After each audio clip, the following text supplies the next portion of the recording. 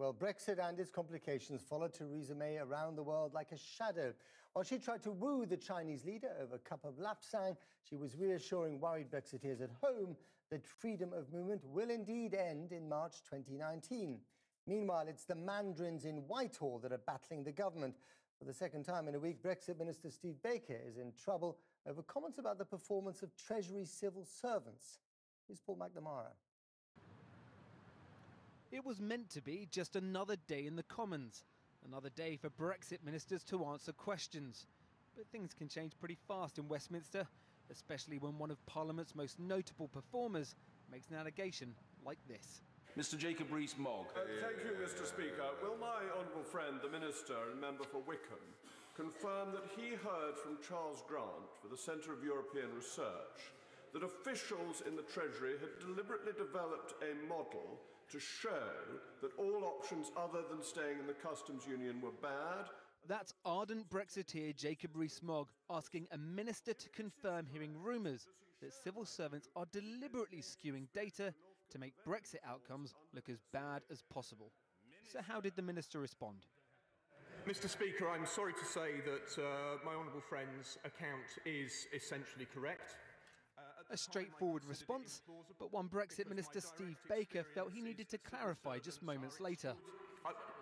Well, the honourable gentleman says it was correct. I didn't say it was correct. I said the account that was put to me, Mr Speaker, is correct.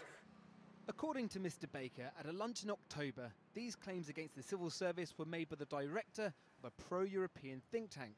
But this afternoon, the director denied it, as did another person there. So you were there. Are civil servants skewing the numbers? Well, that certainly wasn't said at that meeting. I was there, and if it had been said, everybody would have sat up and taken notice.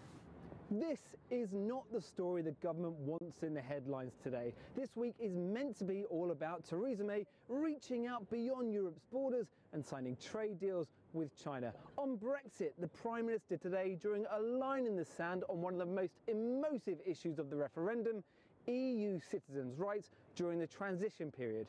Instead, yet again, her message has been, if not overshadowed, then at least marred by squabbling within her own party.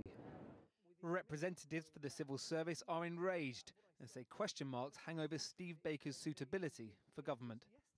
So is he the right man for the job? That's a matter for the Prime Minister. Come on, is he fit to be a minister? Well, on the basis of the last two exchanges in Parliament, I think Steve Baker should be thinking about whether he is able to or wants to represent the government as a whole, or whether he wants to represent a particular wing of the Conservative Party.